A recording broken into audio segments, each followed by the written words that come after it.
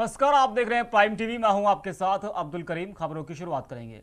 उत्तर प्रदेश के मुरादाबाद में बड़ा सड़क हादसा हो गया है। कुंदरकी थाना क्षेत्र के मुरादाबाद आगरा राजमार्ग पर एक बस और ट्रक की टक्कर में 10 लोगों की दर्दनाक मौत हो गई। मुख्यमंत्री योगी आदित्यनाथ ने हादसे के मृतकों के परिजनों को 2-2 लाख रुपए और घायलों को 50-50 हजार रुपए का मुआवजा देने की घोषणा की है। साथ ही उन्होंने अधिकारियों को यह भी निर्देश दिया है कि घायलों को सही चिकित्सा उपलब्ध कराई जाए। तो मुरादाबाद में बड़ा सड़क हादसा हुआ है। 10 लोगों की इसमें दर्दनाक मौत हो गई है और इस हादसे पर उत्तर प्रदेश के मुख्यमंत्री योगी आदित्यनाथ ने दुख जताया है और उन्होंने मृतकों के परिवार वालों को और घायलों को मुआवजा देने का भी ऐलान किया है।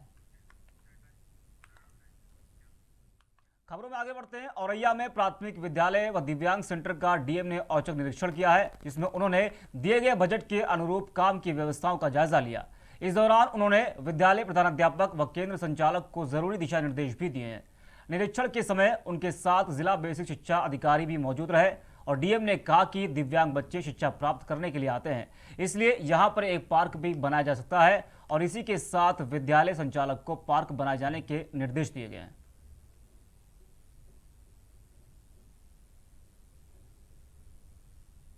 तो औरैया में दिव्यांग सेंटर का डीएम ने डीएम ने कहा कि दिव्यांग बच्चे शिक्षा प्राप्त करने के लिए आते हैं, इसलिए यहां पर एक पार्क भी बनाया जाए और इसी के साथ विद्यालय संचालक को भी पार्क बनाए जाने के लिए निर्देशित किया है।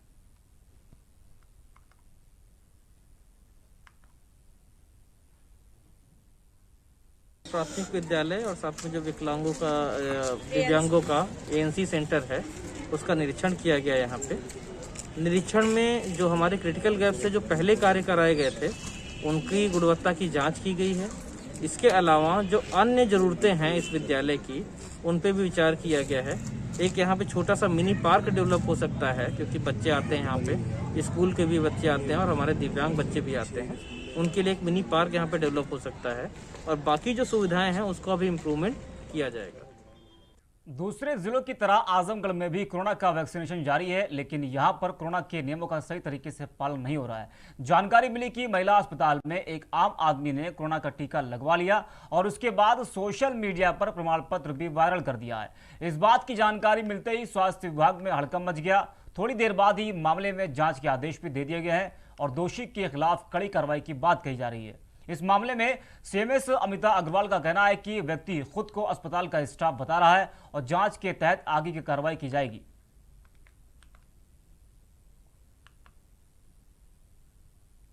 तो आजमगढ़ में कोरोना का वैक्सीनेशन जारी है, लेकिन यहां पर कोरोना के नियमों का सही तरीके से पालन नहीं हो रहा है और एक व्यक्ति को टीका लगाया गया था और उसके बाद उसे जो प्रमाण पत्र दिया गया था उसने उसको सोशल मीडिया पर डाल दिया, जिसके बाद यह हंगामा काफी ज्यादा बढ़ गया और अब इस मामले में जांच पड़ताल लगातार जारी है।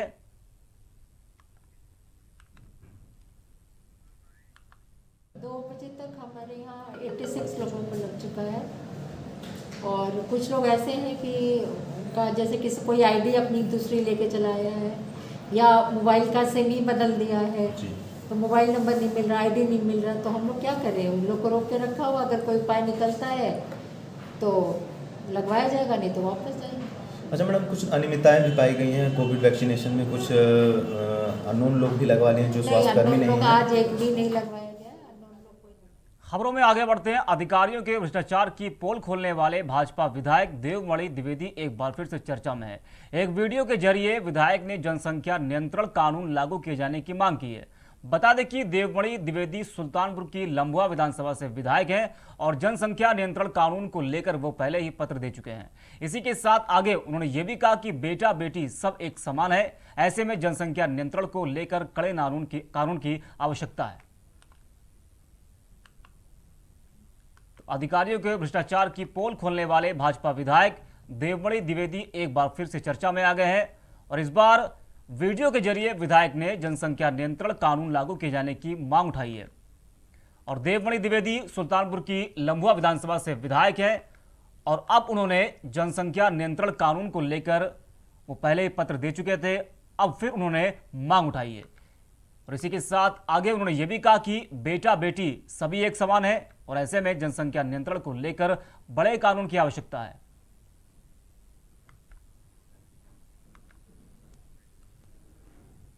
वहीं प्रतापगढ़ में रेलवे क्रॉसिंग के पास मालगाड़ी का एक डिब्बा पलटने से हड़कंप मच गया। बताया जा रहा है कि हादसा उस वक्त हुआ जब मालगाड़ी से सीमेंट की बोरियां उतारी जा रही थी। घटना के चलते घंटों तक ट्रेनों का आवागमन भी बाधित रहा। वहीं कई मजदूर काम कर रहे थे और काम के दौरान कई मजदूरों को हल्की फुल्की चोटें भी आई हैं। तो प्रतापगढ़ में रेलवे क्रॉसिंग के पास मालगाड़ी का एक डिब्बा पलटने से हड़कंप मच गया हुआ है। तस्वीरें आप देख रहे हैं कि जो डिब्बा है वो पलटा हुआ है, उसको उठाने का प्रयास किया जा रहा है क्रेन के माध्यम से, और आसपास जो मजदूर बैठे थे उनको भी हल्की फुल्की चोटें इसमें आई हैं।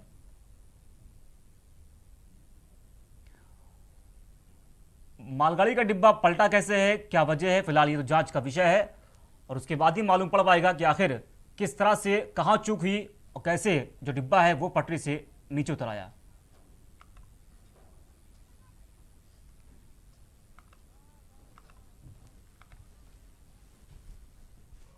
कुछ भी नहीं, हम लोग गाड़ी लगाए थे, जो गाड़ी लोड कर रहे थे, अभी जो है गाड़ी अचानक ही हम लोग 400 बोरी लोड किए थे, 250 बोरी बची थी, बस ये अपने आप अचानक ही गाड़ी जो है पलट गई। ट्रक ने टक्कर नहीं मारी? इसमें ट्रक भी छुआ भी नहीं। कोई घायल भी हुआ है इसमें? घायल तो नहीं हुआ मगर अंदरूनी चोट लगी है। कितने लोग थे अंदर? 3 लोग। क्या नाम है आप? हमारा नाम मोहम्मद साहब। क्या करते हैं? यहाँ हम पल्लेदारी करते हैं, गाड़ी वाड़ी आता है।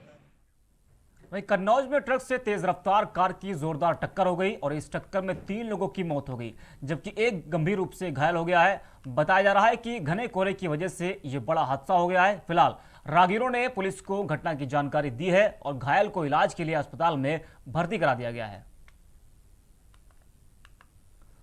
तो कन्नौज में ट्रक से तेज रफ्तार कार की जोरदार टक्कर हो गई है और इस टक्कर में 3 लोगों की मौत हो गई है। जिस तरह से कार के परकच्चे उड़े हैं उससे आपको अंदाजा लग गया होगा कि कितना बुरा हादसा हुआ है और इस हादसे में 3 लोगों की दर्दनाक मौत हो गई है। वहीं लखनऊ के पीजीआई क्षेत्र में लूट में शामिल एक शातिर को पुलिस ने गिरफ्तार कर लिया है। मेडिकल संचालक के साथ लूट की घटना का खुलासा किया गया है और पुलिस ने बताया कि सीसीटीवी कैमरे फुटेज को खंगालते हुए शातिर लुटेरे को पकड़ लिया गया है और पकड़े गए शातिर के पास से एक तमंचा और कारतूस भी बरामद किया गया है। साथ ही हथियार के साथ कुछ कैश को भी बरामद किया गया है।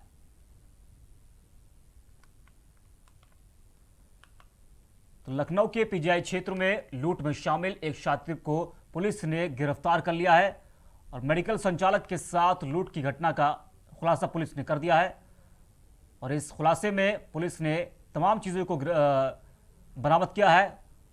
सीसीटीवी कैमरे के माध्यम से कई फुटेज भी सामने आई है और पकड़े गए शातिर के पास से एक तमंचा और कारतूस भी बरामद किया गया है।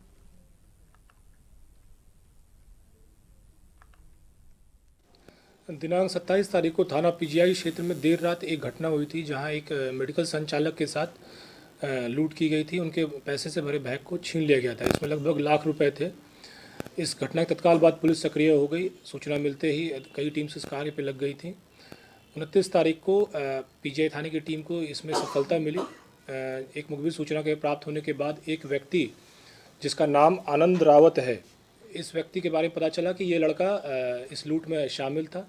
पुलिस वहाँ मौके पर पहुंची और पुलिस ने उसे गिरफ्तार किया। ये अपने साथियों के लिए वेट कर रहा था और शायद किसी दूसरी घटना के फिराक में था। पूछताछ करने पे भी इसने माना कि उस लड़के का वेट कर रहा था, लेकिन वो हमारे हाथ में नहीं आ पाया। वहीं आजमगढ़ में लखनऊ बलिया राजमार्ग पर तेज रफ्तार कार अनियंत्रित होकर पेड़ से टकरा गई। इस घटना में कार सवार 2 युवकों की मौके पर ही मौत हो गई। आसपास के लोगों ने कोतवाली पुलिस को सूचना दी। सूचना के बाद मौके पर पहुंची पुलिस ने शव को कब्जे में लेते हुए जांच के लिए भेज दिया है और पोस्टमार्टम के बाद शवों को परिवार वालों को सौंप दिया गया है।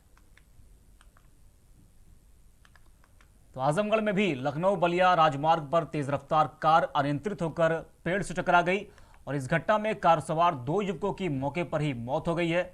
आसपास के लोगों ने कोतवाली पुलिस को सूचना दी और सूचना के बाद मौके पर पहुंची पुलिस ने शव को अपने कब्जे में लिया और जांच के लिए भेज दिया है और पोस्टमार्टम के बाद शव को परिवार वालों को सौंप दिया गया है।